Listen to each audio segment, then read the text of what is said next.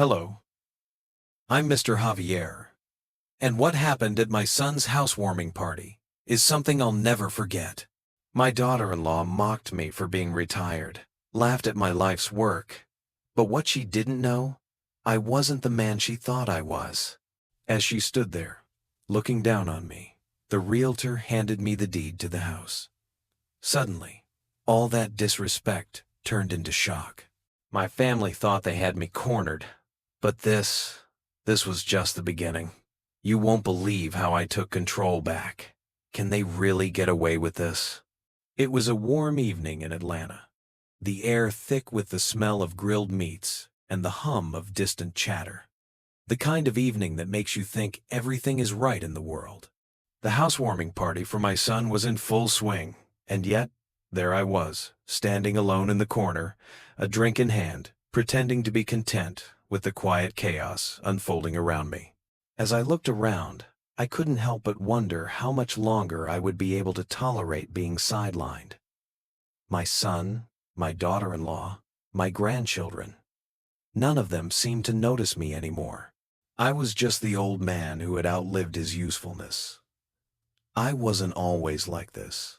I had worked hard, built a life, and for a long time, I was the pillar my family leaned on. But now, I felt like I was barely holding on to the edges of my past. My body had grown old, my hands worn from years of labor. But it wasn't just my body that had aged. It was my place in the family too. I was no longer the figure of strength I once was. I was just a shadow in their lives. I had worked my whole life. My hands had built this house, not literally, but with sweat, sacrifice, and long hours. I had fought battles that nobody saw, carried burdens that nobody cared about. But now, as I stood there, at my son's housewarming, the very people I had fought for were too busy with their own lives to even spare a glance in my direction. And yet, I smiled. I had learned to smile in moments like these. It was easier than explaining the pain that twisted my insides, harder than letting them see how much I ached for a little acknowledgement. It was easier to be invisible than to make them feel guilty for their neglect. So, I stayed quiet. The music played on, and I took another sip of my drink, feeling the cold burn down my throat, doing nothing to dull the heat rising in my chest. The housewarming party was in full swing, with laughter and conversation swirling in the air. My son and his wife Claire had invited their friends, co-workers, and a few extended family members. Everyone seemed so happy, so engaged in the moment. But I felt a sharp sting, one that only grew sharper, as Claire, my daughter-in-law, made her way over to me with that look in her eyes, the one that always made me feel like I didn't belong. She smiled, a smile that didn't quite reach her eyes, and made a comment that seemed harmless at first. "I can't believe you're retired now, Mr. Javier. You must have so much free time on your hands, huh?" I chuckled nervously, but inside, I could feel the burn of her words. "Yeah, it's different. Not the same as it used to be." I tried to laugh it off, but the words hung heavy in the air between us. She wasn't done. "It must be nice to just sit around and relax all day. I guess your hard work's finally paid off. It's not like you've got anything else to do, right?" The words cut deeper than I expected. I had always known she didn't respect me, didn't truly understand the sacrifices I had made, but to hear her say it out loud, in front of everyone, made me feel like less than nothing. I looked at her, trying to hold back the anger that was bubbling up inside me, but I just nodded. "Yeah, I guess it is nice." Her words felt like a slap. I could hear her giggle as she walked away, her back turned, not caring to see the damage she'd just caused. But inside, it was like I was being crushed by the weight of everything I had given up for my family, only to be made to feel like I was now worthless. I stayed in the corner, my drink feeling colder by the second. My son didn't notice. My grandchildren didn't notice. Nobody noticed. It was after that moment that I needed air. I stepped outside, walking slowly down the porch steps, the cool evening air hitting my face. I didn't want to cry, but I could feel the tears threatening to break free. It wasn't just the insult from Claire. It was everything: the years of sacrifice, the constant feeling that I had given everything and still wasn't enough. I took a deep breath and tried to calm myself. As I stood there, lost in my thoughts, a man approached me. He was dressed in a suit, carrying a briefcase. His name was Carl, and I had never seen him before. He introduced himself, his handshake firm but friendly. "Mr. Javier, I'm with the real estate company. I've got something for you." Before I could ask any questions, he handed me an envelope. Inside, I found the deed to a property that had once belonged to my late wife. "I'm not sure if you knew this, sir, but this property has appreciated significantly. It was in your name, but it's been overlooked by your family. I've been instructed to make sure you have it." I stared at the deed, my mind racing. I had almost forgotten about the property. It had always been part of our life, something we'd invested in years ago, but it had faded into the background over time. And now, it was mine again. The legacy of my wife, her hard work, her sacrifice was being handed back to me. But as I held the deed, I felt a wave of mixed emotions. Pride, yes, but also sadness and confusion. My family was more concerned with their own achievements than acknowledging what I had contributed, what my wife had contributed. The property was just a piece of paper to them, nothing more than an afterthought. It didn't matter that it was the result of years of struggle. Inside, I could hear the music, the laughter, the sound of my son's voice mingling with his friends. None of them cared about the deed in my hand. None of them cared about the legacy it represented. My son gave me a polite nod when he saw me holding the deed, but there was no real interest in his eyes. Claire didn't even look up. No one seemed to care about the significance of what had just happened. I looked around the room at the people who were supposed to be my family, and it hit me like a ton of bricks. I would never be truly valued by them. The realization settled heavily on my chest, and I couldn't shake it. They were all more interested in their own success, in their own lives, than they were in mine. The inheritance, the legacy, the years of sacrifice, they meant nothing to them. For a moment, I thought about speaking up, about saying something that would make them realize how much I had given up for them, how much I had done for this family. But I knew it would fall on deaf ears. I was just the old man now, the one who had outlived his usefulness. I stared at the deed again, my fingers gripping the edges, and wondered if there would ever be a time when I was truly seen, when I would be more than just an afterthought. The music played on, and I stood there, in the midst of my family, feeling more alone than ever before. How long could I endure this silence, this lack of respect? How long before I took back what was rightfully mine? The sun had barely risen the morning after the party, but I couldn't sleep. My mind replayed everything from last night, like a broken record, constantly picking apart every detail. It was strange, really, how something so small could tear through the fabric of your peace.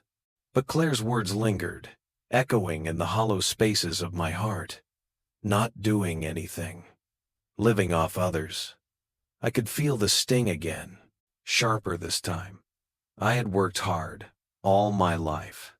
And now, I was nothing more than a retired man with nothing to offer. My children, my own flesh and blood, had pushed me aside. They saw me as a relic, something to be disregarded, forgotten. I sat there in my modest living room, the light filtering through the blinds. The soft rustle of the trees outside was the only sound, and yet it felt louder than anything in the world. I had always been there for them.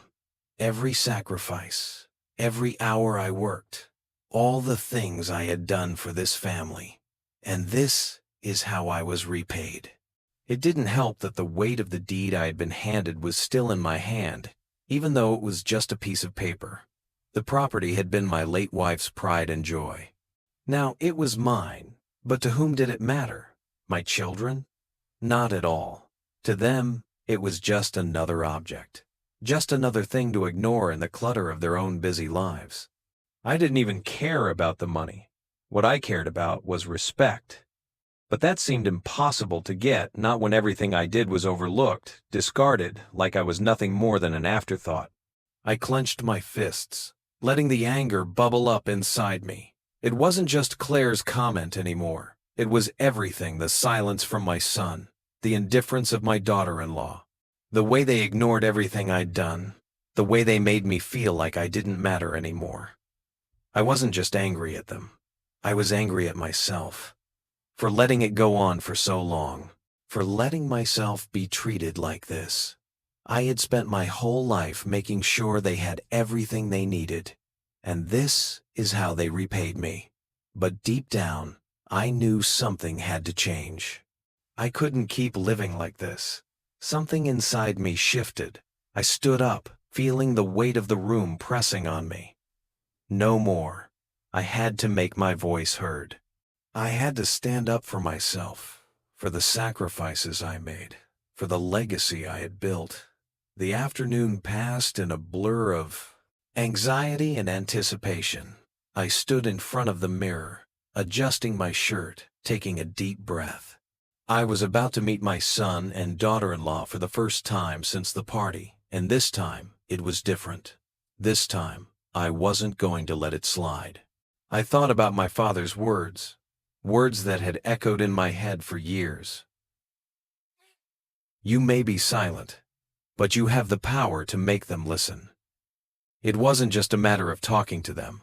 It was about making them see me, really see me. It wasn't about the property or the inheritance. It was about the years of my life I had given to them, the respect I deserved, and the fact that I had been cast aside like I didn't matter. I took a deep breath, steadying myself. It wasn't going to be easy, but it had to be done. When I walked into their home, the tension was already in the air. My son Mark was sitting on the couch, his eyes glued to his phone. Claire was in the kitchen, bustling about, as if she didn't have a care in the world. They didn't even look up when I entered. I cleared my throat, feeling the tension tighten in my chest. We need to talk, I said, my voice steady but firm. Mark looked up, a look of surprise crossing his face, but Claire didn't even glance over. About what? Mark asked, as though I had interrupted something important. I took another deep breath and sat down across from them. I've been holding this in for far too long, but I'm done pretending. Claire finally looked up, her expression unreadable. Mark's eyes narrowed, a flash of annoyance crossing his face. I've spent my whole life working for this family, I said, my voice steady but laced with emotion. I sacrificed everything, everything. And now I'm treated like I'm invisible, like I'm useless. I could see the discomfort in their eyes, but I wasn't done. And I'm tired of it. Tired of being looked down on. Tired of being made to feel like I'm just an old man who doesn't matter anymore. You both, you've forgotten everything I've done for you. Everything your mother did. And you've turned your backs on all of it. Mark shifted uncomfortably, glancing at Claire, but she didn't flinch. Come on, Dad. You're being dramatic. We're just busy, that's all. You can't expect us to stop everything for you. I felt my blood boil. Dramatic? This isn't drama, Mark. This is reality. You think I want your pity? No. I want respect. I want to know that the things I've done for you mean something. But they don't, do they? Claire scoffed, her tone dismissive. Old-fashioned thinking, Mr. Javier. You need to let go of the past. Things have changed. My chest tightened, but I didn't back down. I'm not talking about the past. I'm talking about now. I'm talking about how you treat me like I'm nothing. Your mother and I worked hard to give you everything, And this is how you repay me? For a moment there was silence. The weight of my words hung heavy in the room. But then Claire shrugged. It's just the way it is, okay? Maybe you should just accept it. The words hit me like a slap, but I refused to let them see my hurt. Fine, but just remember one thing. I'm not going to sit here and be ignored anymore. Not anymore. I left their house that afternoon, a strange sense of relief and frustration coiling inside me. I had spoken my truth, but it felt like I had been talking to a wall. It wasn't enough. They didn't hear me. They didn't care. But I knew something had shifted within me. I couldn't keep living for their approval, for their recognition. It was time to take back control. Later that evening, as I sat alone in my living room, the weight of everything settled over me. The anger, the hurt, the realization that I had given so much and received so little. It was all there, simmering beneath the surface. But as I sat there, I felt something else. Strength. A quiet strength. I didn't need their approval. What mattered now was my own self-respect. But there was still a question burning in my mind. What would I do next? The sun had barely risen, and the house was still quiet when I woke up. I sat in my old armchair by the window, staring out at the empty street. The silence felt heavier today than it ever had before. The events from yesterday still lingered in my mind, playing over and over like a loop I couldn't escape. Claire's words echoed in my head, and the sting of her condescending tone hit harder with each passing minute. Not doing anything, living off others. It wasn't the first time I'd felt that way, but hearing it out loud, it hurt. Deep. I thought about all the years I had spent working, the long hours, the sacrifices. I had been the one to hold it all together, to make sure they had everything they needed. But now, I was nothing. At least, that's how they made me feel. My son, sitting there awkwardly, pretending everything was fine, and Claire always so dismissive. They saw me as just another piece of furniture in their lives, something to be moved around when it was convenient. I stared at my hands, rough from years of hard labor. The weight of the deed I had received the day before was still heavy in my palm, but it felt different now. It wasn't just a piece of paper. It was a reminder of everything I had built, everything I had given to this family. The house was just a symbol of my late wife's hard work, and yet even that didn't matter to them. It was just another thing to forget. I could feel the anger building inside me, slowly, like a fire creeping up my chest. I was tired of being silent, tired of feeling invisible. I had spent too many years swallowing my pride, pretending everything was fine when it wasn't. But what if speaking up only made things worse? What if they just shut me out even more? But I couldn't do it anymore. I couldn't keep living like this. I needed some air, so I grabbed my jacket and walked out the door. The park was just a few blocks away, and I used to come here often to clear my mind. The old trees, the familiar benches, it was all comforting. But today, it felt different. Today, it was a reminder of how much I had been ignoring in my own life. As I sat down on one of the benches, I spotted an old friend, someone I hadn't seen in years. His name was Frank, and we used to work together at the factory. He had always been the one to crack a joke when things got tough. "Javier!" Frank called, waving as he walked over. I smiled as he sat down next to me. "Long time, man. You still looking like you got a few miles left on you," he said, grinning. "What's been keeping you busy?" I sighed, rubbing my hands together. "You know how it is, Frank. Family, work, life." But Frank could see through me. He leaned in closer, his eyes narrowing as he studied my face. "Something's wrong, huh?" I hesitated for a moment, but something in his eyes made me open up. "It's my family, man. I've been working my whole life, giving everything I've got, and now they don't even respect me. They treat me like I'm invisible, like I don't matter anymore." Frank didn't say anything for a while. He just stared ahead. And then, finally, he turned to me. Javier, you've worked too damn hard for this. You sacrificed too much. Don't let them steal your peace. You're more than this. His words hit me like a ton of bricks. I had been so focused on trying to hold everything together that I had forgotten what I deserved. I had let my family make me feel small. I don't know, Frank, I muttered. I'm not sure what to do. I'm tired of being invisible. But what if they don't care? You'll never know unless you speak up, man, Frank said, his voice firm. You've earned that respect. Don't let them make you feel less. Then, I stood up from the bench, feeling a fire burn inside me.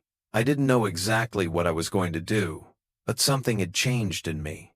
For the first time in a long time, I felt like I had the right to stand up for myself.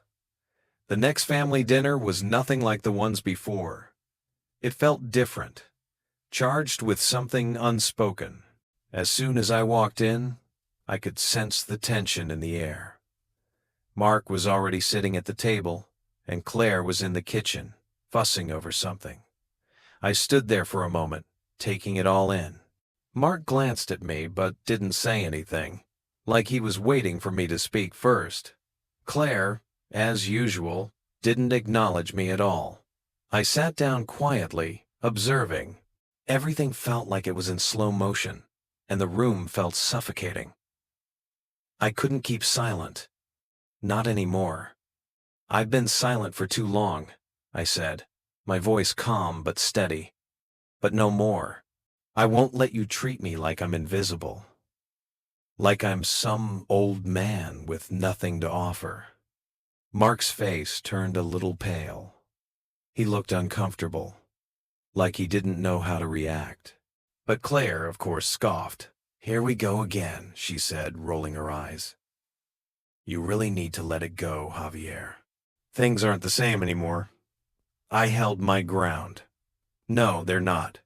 And I'm not going to pretend they are. You've made it clear how you feel about me, and I'm done accepting it. Claire's face twisted with annoyance, but Mark remained silent, shifting in his seat. I've done everything for this family, I continued, my voice rising just slightly. I've worked every day of my life to make sure you had everything you needed. But now, it's like I don't even matter. The silence in the room was deafening. Mark looked at Claire, but she didn't say a word. She didn't even seem surprised. She was too busy playing the game. I'm done, I said. I'm done pretending that I'm okay with being treated this way. You both don't have to respect me, but I'll be damned if I don't stand up for myself. Mark looked at me, his eyes wide, but he didn't say anything. Claire, on the other hand, just shrugged. It's just the way things are, she muttered. You should accept it. I stood up, my anger bubbling up inside. I won't accept it. Not anymore. Later that night, I found myself sitting alone in my living room, staring at the empty space in front of me. The conversation from earlier still weighed heavily on my chest, but there was something else too, a sense of empowerment. For the first time in a long time, I didn't feel like I was invisible. I had spoken my truth. But even as I sat there, I couldn't help but wonder, what was next? The fire inside me burned brighter, but it was still hard to see the path ahead. I didn't know how this would end, but I knew one thing for sure. The morning after the dinner, I found myself standing in my living room, staring at the walls that seemed to close in around me. The silence was almost suffocating. The kind that presses against your chest when you've said something you can't take back. I had finally spoken up. Finally said what I had been holding in for years. But now, with the echoes of my words lingering in the room, I felt both lighter and heavier at the same time. I had spoken my truth. There was no going back now. But even as I sat there, I couldn't help but replay the conversation in my mind. Had I said enough? Had I done enough? What if it had just pushed them further away? It wasn't that I didn't feel empowered. I did. But there was still a sense of uncertainty, of fear, gnawing at me. The words had come out, but the real question was, would they stick? Would my family finally see me, or would I remain the invisible man in their lives? I looked out the window at the street, watching the cars pass by. It was just another day. And yet it felt like everything had shifted. I couldn't go back to the silence. I was tired of being unseen, tired of being ignored. I had earned my place in this family, and I would make sure they saw me for who I truly was. The next day, I went out to run a few errands. As I walked through the quiet streets, my mind kept drifting back to the events of the previous night. It felt like I was walking on the edge, unsure if I was going to fall or finally stand tall. I wasn't expecting to run into anyone, but then I saw him. It was Frank, an old friend from my days working at the plant.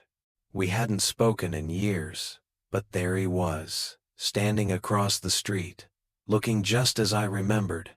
"Javier," he called, his voice warm and familiar. I walked over to him, trying to smile, but it felt forced. "Long time no see, Frank." He looked me over, noticing something different about me. "Yeah, it's been too long, man. You all right?" I hesitated before answering. "Been better, Frank. Been better." We started talking, catching up on old times. But then, out of nowhere, he hit me with something I wasn't expecting. "You know," he said, his tone turning serious, "I've been hearing things about your kids. They're distant, man. Not the same way they used to be. You planning on standing up for yourself anytime soon?" His words cut through me. They were like a slap to the face, a reminder of how I'd let my voice go silent for so long. "You've been quiet for too long," Frank said, his eyes sharp. "I can see it in your face.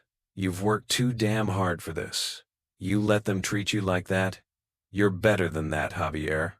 I swallowed hard, his words sinking in. It wasn't just about the kids or the family, it was about me. It was about the man I had become, the man who had spent his life in service to others, only to be left in the shadows. I had given everything, and they had taken it all, without so much as a thank you. I felt a fire starting to rise inside me. It wasn't just anger, it was a realization. I had spent so much of my life trying to keep the peace, trying to be the good father, the good husband. But all I had done was silence myself. I wasn't doing that anymore. The family dinner came the next evening. I had no idea what to expect, but I knew one thing for sure. I wasn't going to sit quietly anymore. The house felt different as soon as I walked in. There was a tension in the air, thick and heavy. Mark and Claire were sitting at the table, pretending everything was fine, but I could feel the unease radiating off them. I didn't waste time.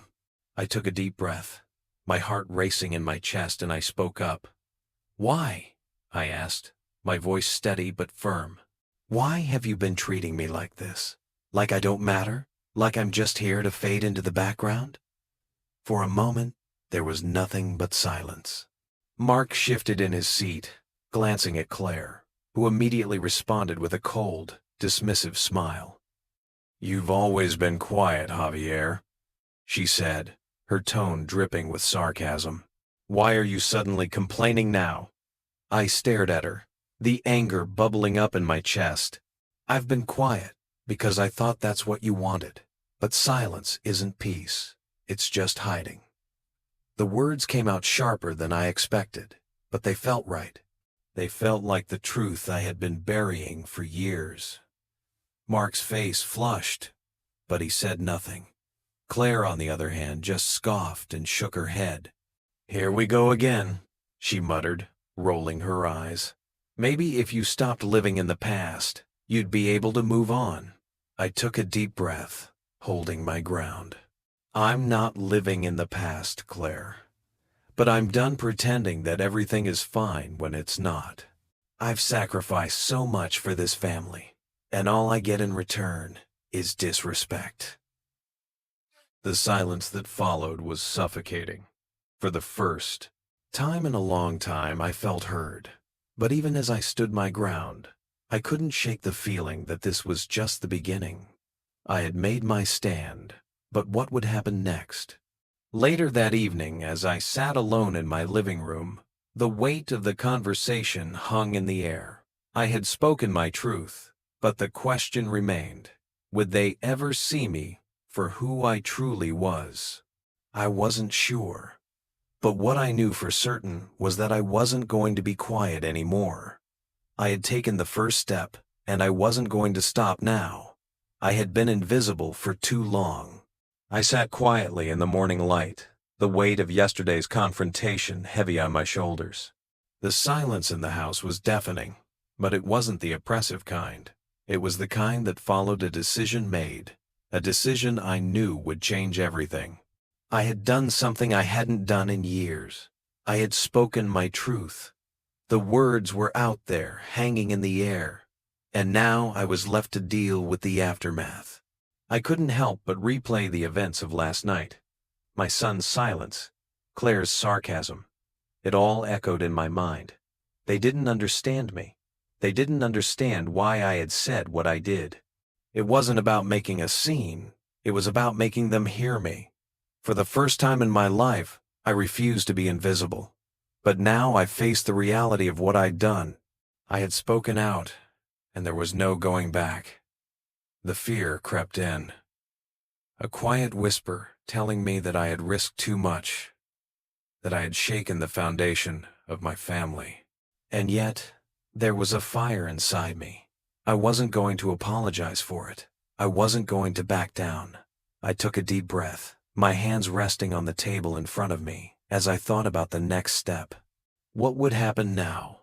How would they respond? I had already decided I wasn't going to remain silent anymore, no matter the cost. Later that day, I had to run some errands, but the trip to the store felt like a walk through a fog.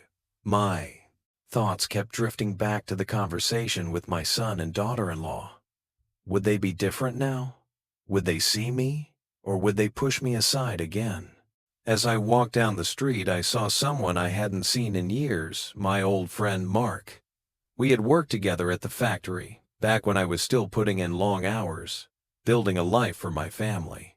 But over the years, we had drifted apart. He was standing by the corner store, looking as grizzled as ever. "Javier," Mark called out, his voice like a shot in the dark. "Been a long time." I stopped and walked over to him. We exchanged pleasantries, and for a moment, I forgot about the tension in my own life. Mark was always good for a laugh or two, but today, he noticed something was different. "You all right, man? You don't look like yourself," Mark said, eyeing me carefully. I didn't want to get into it, but he pushed me. "What's going on, Javier?" he asked again. "You been at odds with your kids or something?" The question hit me like a punch in the gut. My throat tightened, and I swallowed hard. "Yeah, things ain't right with them," I said, my voice low. Mark raised an eyebrow. "It's tough, man. But you ever gonna stand up for yourself? You let them treat you like that for too long?" His words hung in the air, and I felt something snap inside me. He was right. I had been silent for so long, trying to keep the peace. But what peace was there when you were suffocating in it?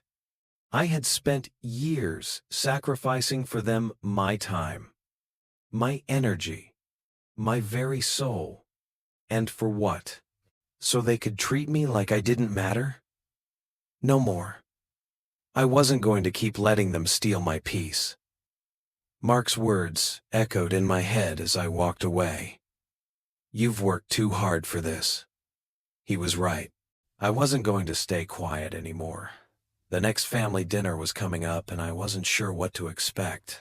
But I knew I couldn't let it go on any longer. I couldn't pretend that everything was fine when it wasn't. So, I sat at the table that evening, watching them laugh and chat like nothing had happened. For a moment, I just listened. My son, Mark, and Claire were all in their own little world, and I was just an outsider. But then, I couldn't take it anymore. I cleared my throat and broke the silence. "Why?" I asked, looking straight at my son. "Why have you been treating me like this? Like I don't matter?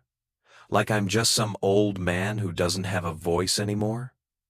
The room fell silent. Mark shifted in his chair, not sure how to respond. Claire, of course, had something to say. "You've always been quiet, Javier," she sneered. "Why are you suddenly making a fuss?" I felt my blood start to boil, but I stayed calm. I wasn't going to back down now. Not after everything I had gone through. "I've been quiet because I thought that's what you wanted," I said, each word sharp. "But silence isn't peace. It's just hiding." Claire rolled her eyes, clearly annoyed. "Maybe if you let go of the past, you wouldn't have to bring this up." I stared at her. "The past is all I have left to hold on to," I said. "And I'm done pretending it doesn't matter." Mark looked uncomfortable, his face red with frustration, but he didn't say anything. Claire tried to change the subject, but I wasn't having it. "I've been silent for too long," I said, my voice firm. "But no more. I'm done letting you treat me like I'm invisible." There was a moment of stunned silence. I could feel the tension in the room, but I didn't care. For the first time in years, I felt like I had taken control of my own life. That night, I sat in the quiet of my living room, the weight of the conversation settling on my chest.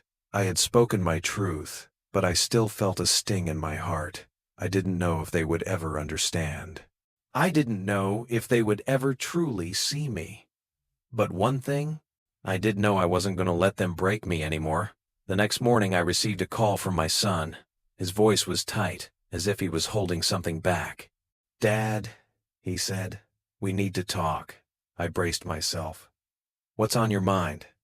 "I've had enough of the drama, Dad," he said, his voice cold. "I'm done with all the complaints. You can't just keep bringing this up."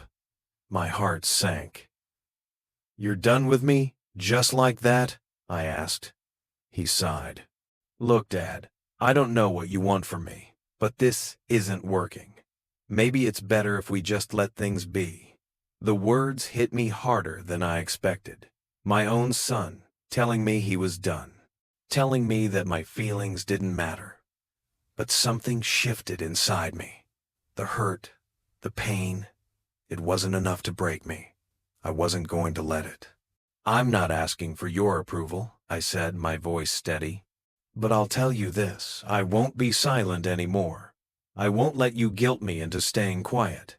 I hung up the phone, the weight of the conversation heavy in the air. But I wasn't backing down. I had faced rejection from my own flesh and blood. But I knew one thing for sure. The only validation I needed was from myself. The night before, I had barely slept. My mind wouldn't stop running. The quiet of the house was heavy, pressing against my chest. But this time it wasn't from fear or confusion. No, it was from something else. Something stronger. My mind had finally cleared, and I felt it in my bones. I wasn't going to stay silent anymore. I had spent too many years letting people walk over me. Too many years of being the man who just took it, who swallowed his pride for the sake of his family, but not anymore. I had already decided that the next time I saw my son and daughter-in-law, things would be different. I wasn't going to sit back, hoping they would change. No, I was going to speak up for myself. I didn't know what the consequences would be, but I couldn't care less.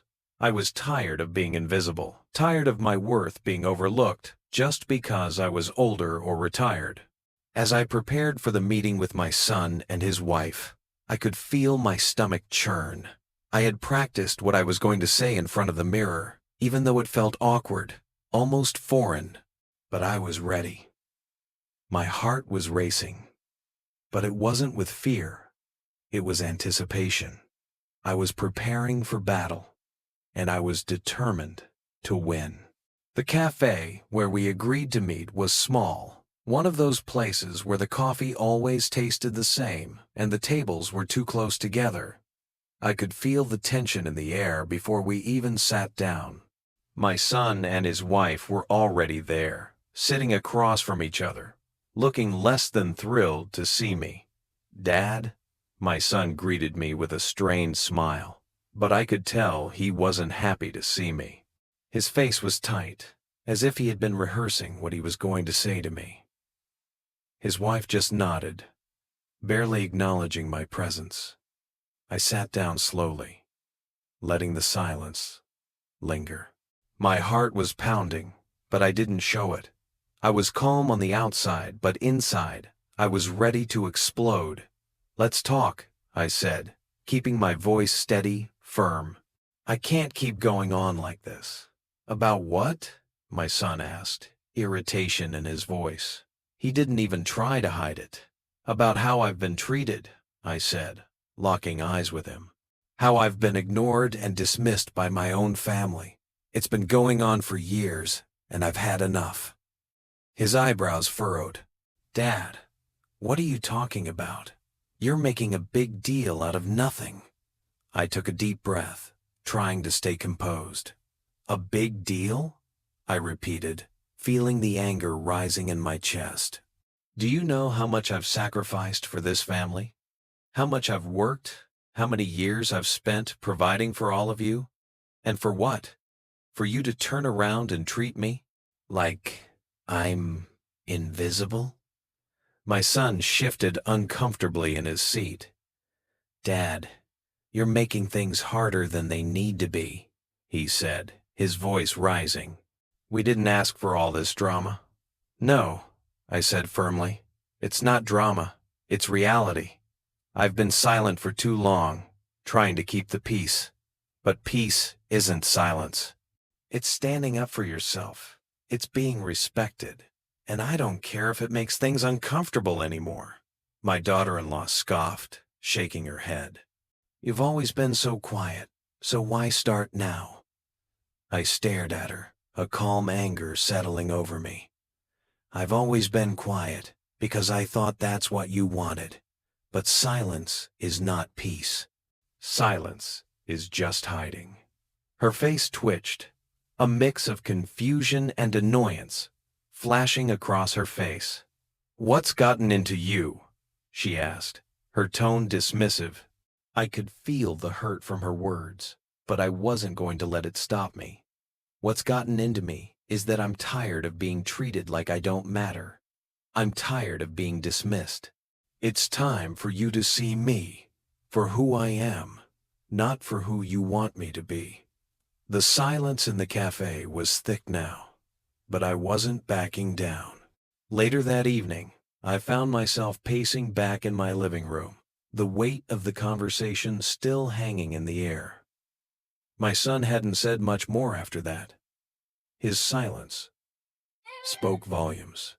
And Claire, well, she never took me seriously, and that stung. I tried to shake it off. I had done what I needed to do. But that call from my son came, and I knew it was coming. He had never been one to shy away from conflict, but this time, it felt different. "Dad, we need to talk," he said over the phone. His voice was clipped, like he was trying to hold back something. Maybe regret, maybe anger, maybe both. "About what?" I asked, already bracing myself. "I just want to be clear about where we stand. I'm tired of this drama. You've been acting like a different person, and frankly, it's a lot." My heart sank. "A different person?" I echoed. "You've been difficult, making everything harder," he said, his words like a slap in the face. "I don't need this negativity in my life right now." "Negativity," I repeated, trying to keep my voice steady. "The only negativity here is how you've treated me for all these years, and I'm done with it. You don't get it, do you, Dad? I'm done, he said, the finality in his voice making me freeze. I can't keep doing this. I felt something inside me crack, but it wasn't pain. It was a strange clarity. He was done with me, and that was his choice. But I wasn't done with myself. I refused to apologize for standing up for myself. I had spent too long waiting for others to see me, to value me. Now, it didn't matter. I had already made my peace. I've said my piece, I said, hanging up the phone. But I won't be silent anymore.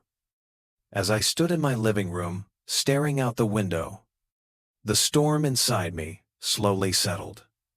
I had faced rejection from my own son. But for the first time, I wasn't afraid to stand alone. I didn't need their approval anymore. The question was no longer whether they would accept me. It was whether I would accept the life I had allowed myself to live. I had stood firm, and there was no going back. The early morning light filtered through the blinds, casting long shadows across the room. I hadn't slept well. My mind had been working overtime, replaying the events of the last few days. I had been to hell and back with my family, but today, something felt different. There was a shift in the air, a sense that today would either break me or set me free. I didn't know which it would be, but I knew I couldn't go back to the way things were. I sat up in bed, rubbing my eyes. The exhaustion was real.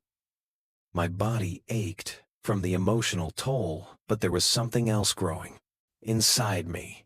It wasn't fear or doubt this time. It was clarity. I had reached the point where I could no longer bend to anyone else's will, especially not to those who had disregarded me for so long.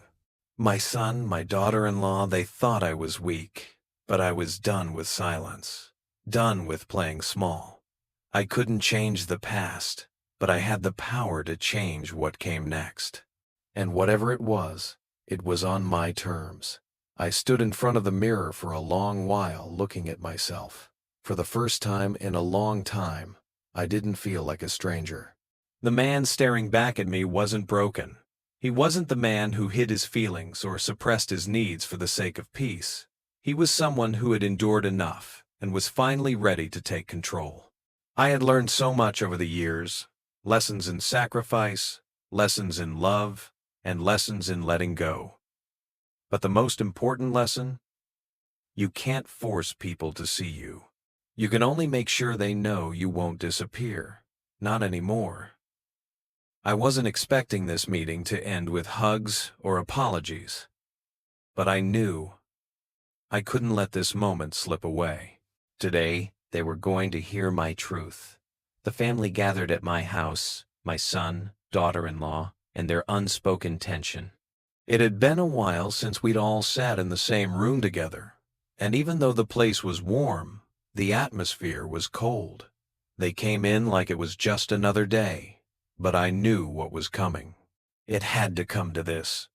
They tried their usual act, pretending like nothing was wrong, offering what I now recognized as hollow apologies. Their words felt like a mask they were trying to put on, but it didn't fit. I know we've had our differences, Dad, my son started, not looking me in the eye. But we're family. We don't need to drag things out. The words were rehearsed, too easy. I could tell they expected me to just let it go, like I always did. But today, I wasn't having it. I wasn't going to play along with their game anymore.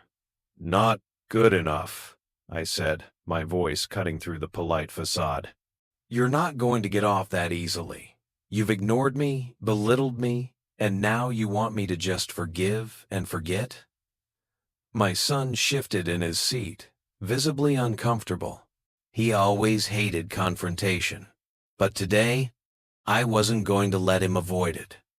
I've been silent for too long, I continued, thinking it would make things better. But you don't get to treat me like this anymore. I gave up my time, my life, for this family. And for what? To be told that I don't matter? Silence fell between us. It wasn't the comfortable silence of peace, it was the silence of realization. My son looked at his wife, then back at me. His mouth opened as if to say something, but the words never came. The air between us was thick, but I wasn't backing down. I wasn't afraid of their disappointment or their anger. My daughter-in-law, who had been unusually quiet until now, finally spoke up. "You're living in the past, Javier," she said, her tone dismissive. "The world has changed. Your old ways don't matter anymore. You're not in charge here." I felt a sharp pang at her words. She was telling me that my life, my experiences, meant nothing. I could have let it sting, let it send me spiraling into doubt like before, but I didn't. "No," I said, looking her squarely in the eye. "I'm not living in the past. But respect, real respect, doesn't come from age. It comes from what you've learned over a lifetime. And I've learned enough to know that you don't get to define my worth." Her expression faltered for a second, a brief flicker of guilt passing through her eyes. But she quickly masked it, turning her head, pretending that she didn't care. I saw through it, and it didn't bother me anymore. Then, it happened the moment I had been waiting for. My son, with all his arrogance and pride, spoke again. "Dad," he started, his voice trembling slightly. "You've got to stop doing this. You're causing more harm than good. This is how it's always been. You've always been the one to just deal with it. That was it. I had heard enough." "No," I said firmly. "I've dealt with it long enough. But now, I'm not doing it anymore. Either you accept me for who I am, or you don't. But I'm not begging for your respect. I'm not begging for your love. I've done enough. And if you don't see that, then I have nothing left to say." The silence was suffocating, heavier than anything I had felt before. My son and daughter-in-law exchanged a look. For the first time, I could see it in their eyes. They were scared. Scared that they had pushed me too far. I took a deep breath and pulled out a document I had been holding on to for years. It was the final piece of the puzzle, the one they never saw coming. I slapped the paper down on the table. Their eyes widened when they saw it, the legal document that proved my financial struggles were partly due to an agreement they had made with me years ago, an agreement they had broken without my knowledge or consent. "Do you remember this?" I asked, my voice colder now. "Do you remember how you promised to help me when I needed it most? Or was that just another lie you fed me?" They sat there, speechless. For the first time, they had no response. I had laid it all out, and there was no escaping it. For a moment, I felt a small sense of vindication. But it didn't last, because even though I had finally spoken the truth, the damage had been done. And the truth didn't change everything. It didn't bring back what I had lost. "I'm done," I said quietly, though the weight of my words hung heavily in the room. "I don't know if I'll ever be able to forgive you, but I won't beg for your acceptance. Not anymore." In that moment, I realized that the truth had finally come to light, but I didn't know if it would be enough to save what was left of my family. The morning felt different.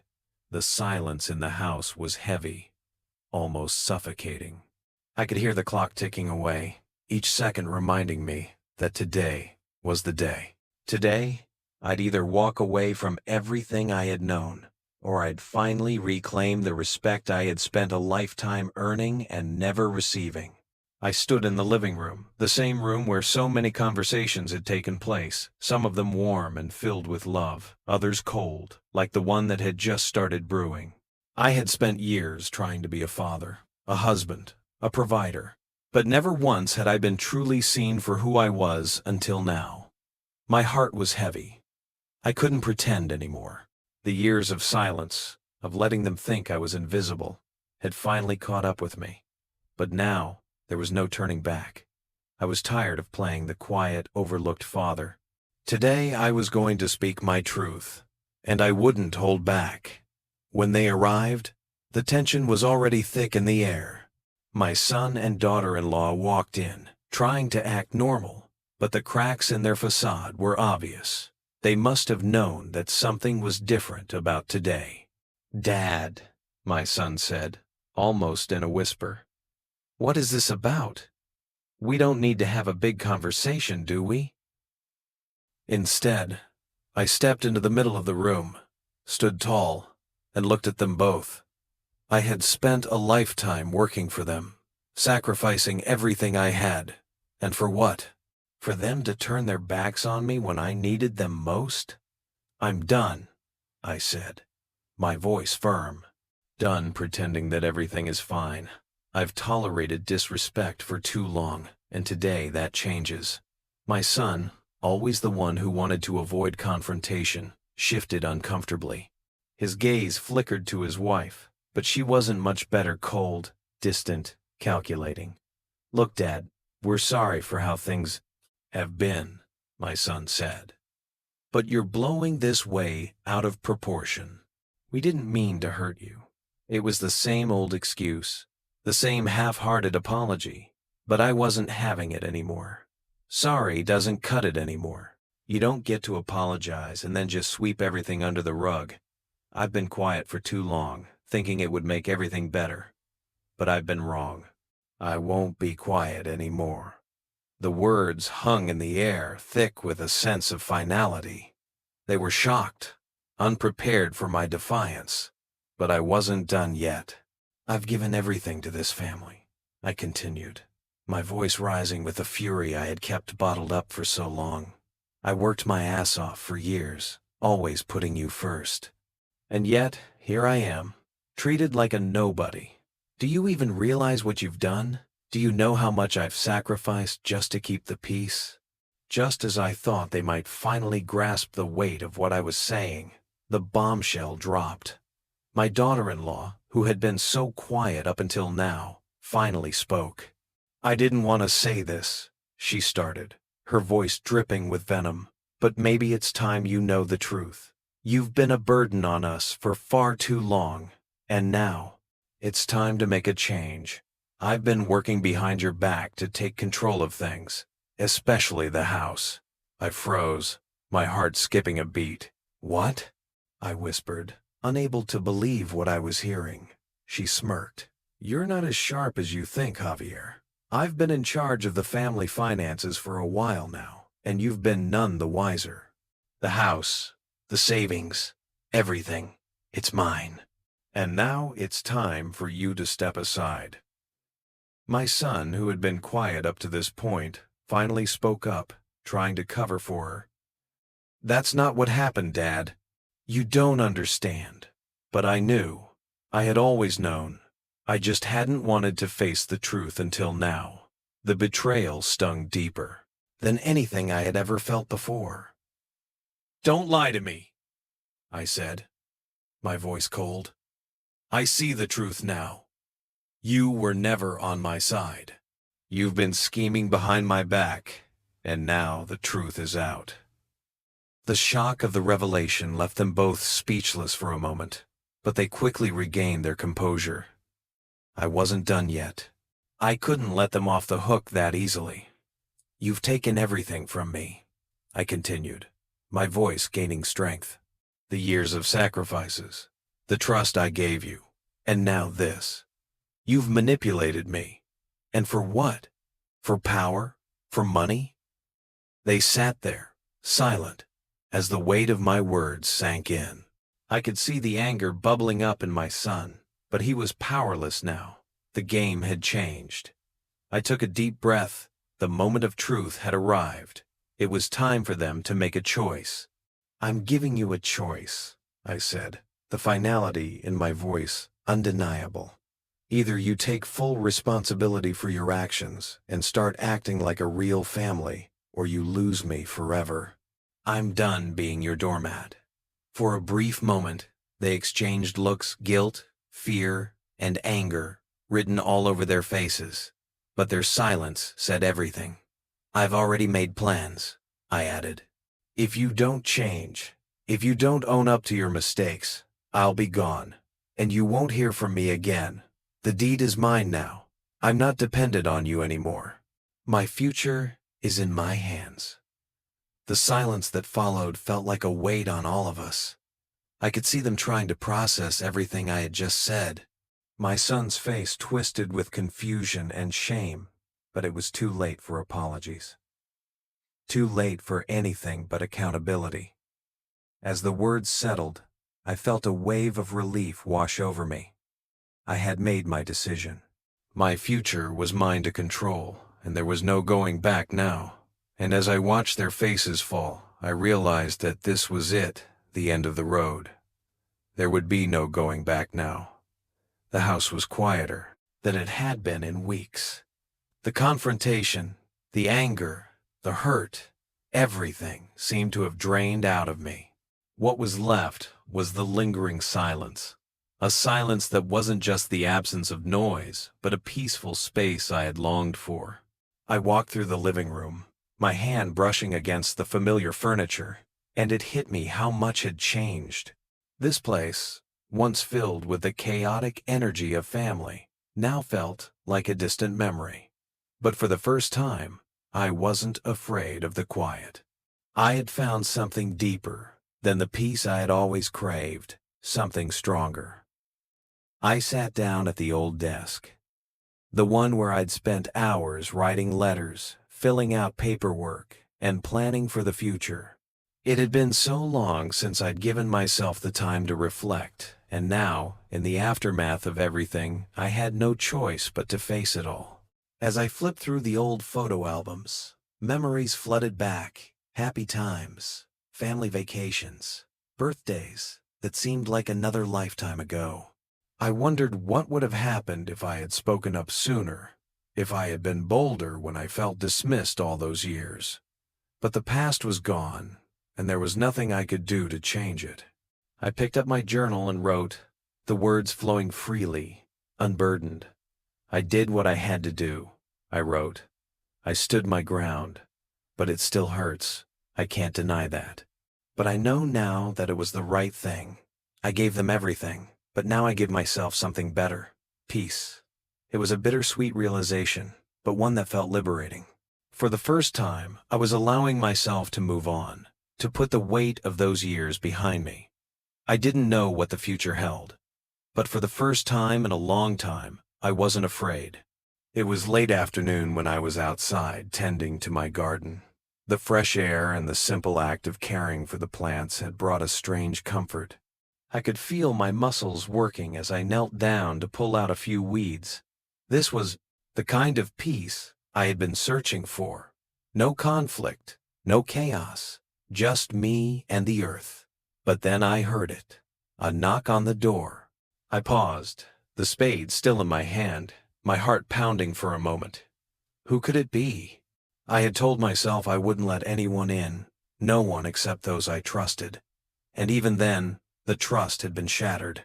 Hesitating for a moment, I wiped the dirt off my hands and walked inside.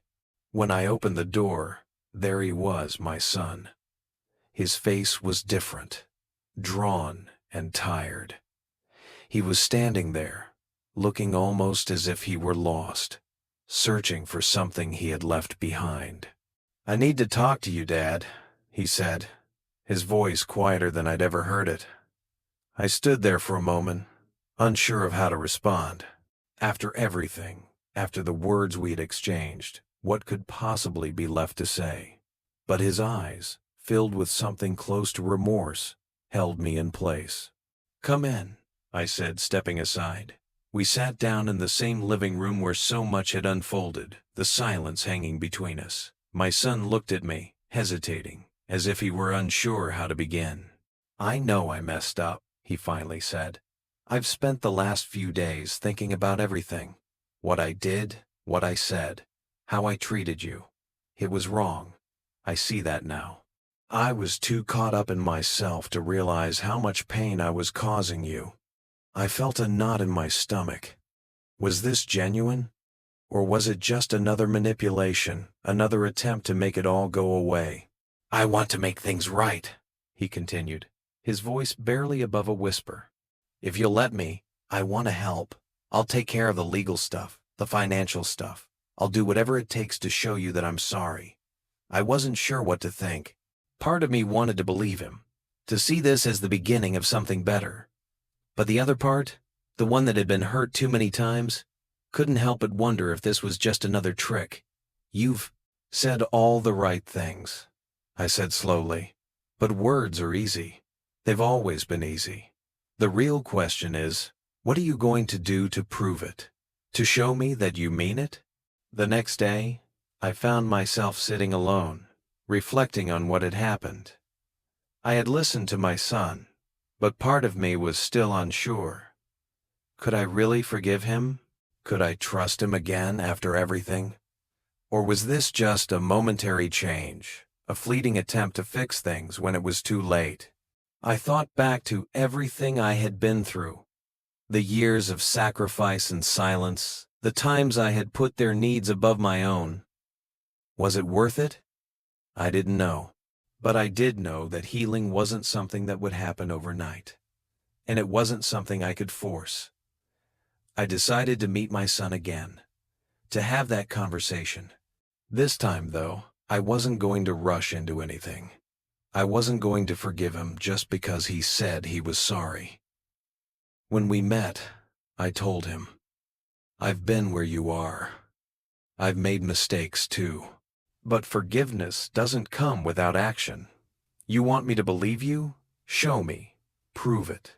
He nodded, the weight of my words sinking in. I will, he promised. I'll prove it. Not just with words, but with my actions. As I shook his hand, I realized something. It wasn't about erasing the past or forgetting the pain. It wasn't even about completely rebuilding our relationship. It was about moving forward, about finding peace in a world that had tried to tear us apart. And in that moment, as I shook my son's hand, I realized the hardest thing was not letting go of the past. It was deciding whether I was ready to trust again,